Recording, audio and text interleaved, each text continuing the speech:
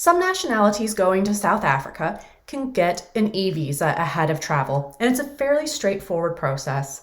And what you need to do is first go to the official website, which I've linked in the description below. If you do need assistance with your visa, I would recommend enlisting the help of a third-party visa concierge service, and I've also included information below.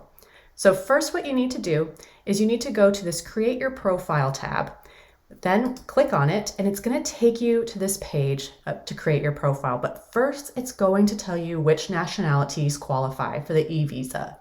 So just have a scroll through, check that you can get one. And once you've understood if you do qualify, because not everybody does, if you're a US citizen, most European nationalities, Canadian, Australian, New Zealand, don't worry if you don't see your nationality listed, it's because you don't need a visa. But anyway, you're going to click OK and you're going to go through these and you're going to answer these as truthfully as possible. Now you'll see here it says confirmation that the passport has at least 2 unused pages. This is very important for South Africa. In fact, on my last flight to Johannesburg, I saw 6 people ahead of me be pulled off because they couldn't satisfy that requirement. They were not able to take the flight. South Africa is very, very strict about this. I am aware of somebody I know who was traveling and they didn't have enough pages. Their airline didn't check. They got to South Africa and they were actually made to renew their passport before they left the country. They wouldn't be allowed to leave without renewing their passport. So definitely check that you have the blank pages to meet this requirement. So once you've done this, go ahead, click on that I'm not a robot CAPTCHA and then click Create Profile. Once you click on that Create Profile button, it's then going to send a confirmation email to your inbox. I received mine instantly, so check your email, check your junk folder if you don't see it, maybe wait a minute, but it will definitely arrive quite quickly. Follow the instructions in that email to confirm your email address. And once you click on that Confirm button, it's going to open up a window in another tab. You're going to click OK, and then you're going to see that you can sign into your account. It may have already auto-populated your login and your passport number and your password if you have those details saved. Otherwise, go ahead and fill in those details, click I am not a robot, and then sign in. You'll now be prompted to create an application, so go ahead and click Create Application.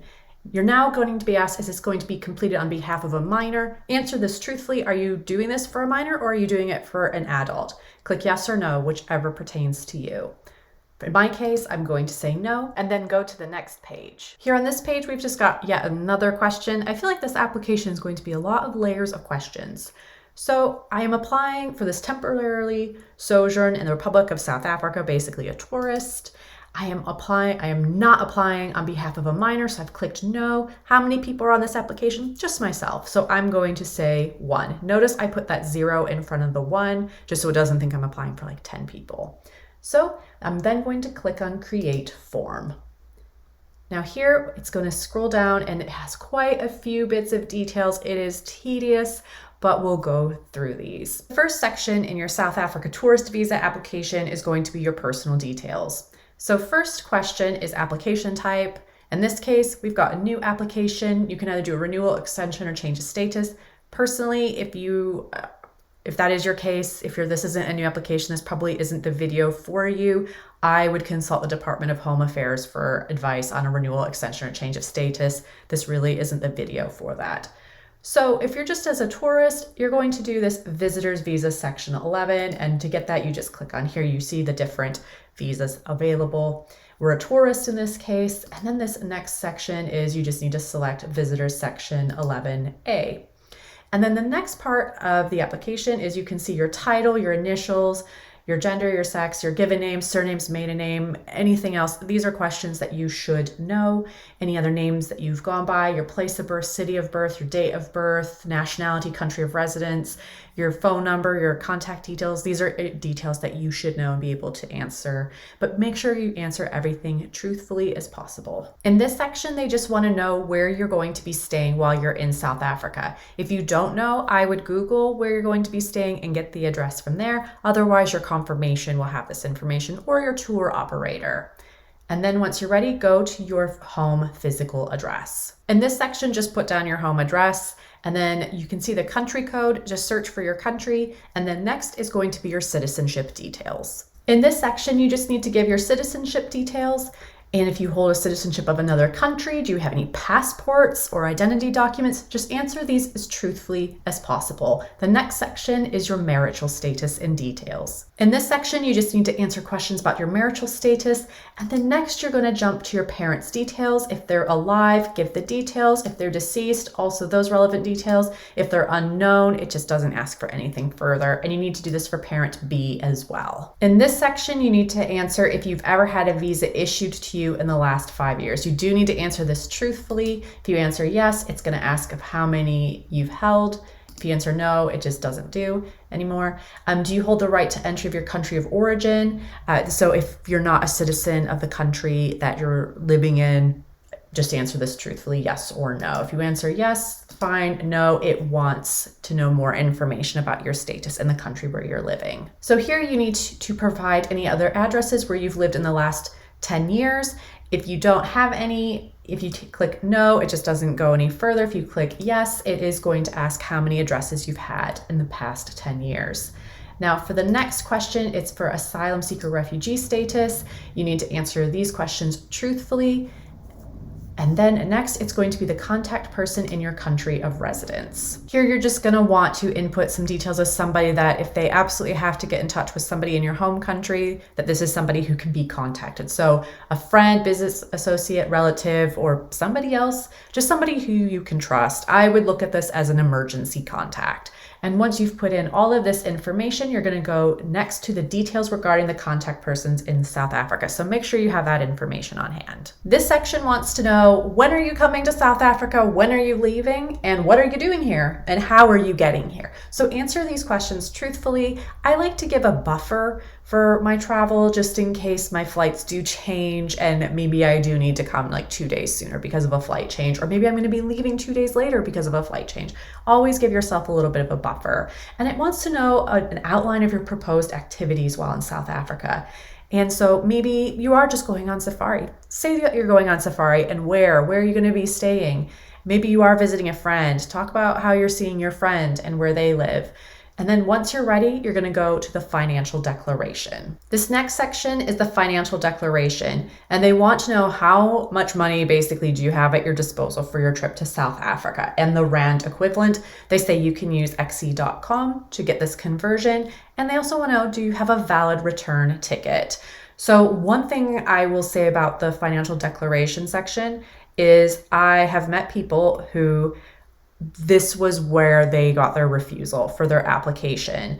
They actually were requested to show proof of their bank statement. Unfortunately, if you can't provide it and they ask you for it, they just refuse your visa. I mean, unfortunately, that's just how they work. If you can't produce the document, they just refuse your visa. So make sure that you have this ready to go if it's requested. Like I said, not everybody is asked, but in some cases, some people are asked.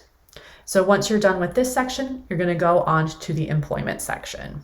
In the employment section, answer this truthfully. If you have not ever been employed or you're not currently employed, click no. If yes, they want to know the name of your employer, the address, country code. Also, are you currently employed by this employer, and the nature of your work. Here in this section, it's the security/health questionnaire, and just answer these questions yes or no truthfully. If you don't know the answer to a question, maybe have a think about it, save your application and come back. But like I said, just be transparent and answer these questions as truthfully as possible. And you're almost done. This application is tedious. I kept getting kicked out, so I'm sure you're as frustrated as I am right now, but you're almost done. So once you're done with this section, the next is going to be your declaration. Here we have the declaration. Have a read through, make sure you understand it. And once you've read it and you've understood it, you can click this little button here. If you don't agree to it, I'm not sure you can get a visa. But in this case, we're going to click that I declare that I have read and understood the declaration. And then I'm going to click save and continue. And so it says now my application's being saved, and I'm going to click OK. You're now going to be prompted to ensure that you are definitely ready to submit your application. Read through this, make sure you understand it. And once you're ready, go ahead and click yes. If you do need to go back and make changes, click no and make the changes you need. But once you're ready, go ahead and click yes. It's now going to say your application has been successfully submitted. Go ahead and click OK. and then it's going to ask for some supporting documents. So you're now taken to a page for your supporting documents.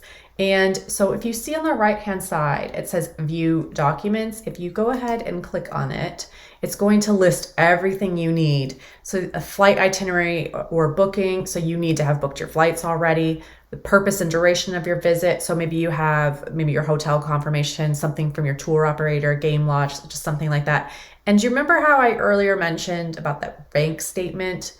Well, it looks like in this case, this applicant needs to show proof of a certified bank statement and also the valid passport. And it looks like in the optional documents section, there are quite a few more documents needed. I will say for an e-visa, this is the most tedious e-visa I have ever come across. And I've seen a lot of applications. This is definitely very thorough. I've had people complain to me about US visa applications. Those are a cakewalk compared to this. So have a read through here. Anything that does pertain to, like if you're an adult, I don't think you need to show proof of your birth certificate. But if they're saying they want it, definitely include it. Anything, looks like we've got things for study visas. If you're just a tourist, you won't need that. But have a read through here and upload everything that pertains to your application. Once you've uploaded all the documents that do pertain to your application and you're satisfied with them, go ahead and click that Submit Documents, and then this is gonna pop up. So go ahead and click Yes, as long as you are certain. So then it tells me my submission is successful. I'm gonna click OK. My next section is the payment. So here on your application dashboard, to get your payment details, go click on Payment Information. It's going to take a second and you're going to see here the total payable amount. There are some nationalities who don't owe any fees for the visas, and so you can't really do anything with this. So you can't make a payment. All you can do is just say payment status is initiated for R0, and that's really it. Now the waiting game begins. This is not a quick and easy e-visa. I've seen people say, yeah, it took 15 working days. Some people say, yeah, after a month of me chasing, it just magically appeared. So I would just get comfortable. It's not going to be super quick. If it is super quick for you, that is amazing. Well done. Otherwise, I would say it's that easy, but I felt it was a pretty tedious and frustrating application, constantly getting timed out. But hopefully you did find this helpful, and I hope that you get to go to South Africa and you have a great time.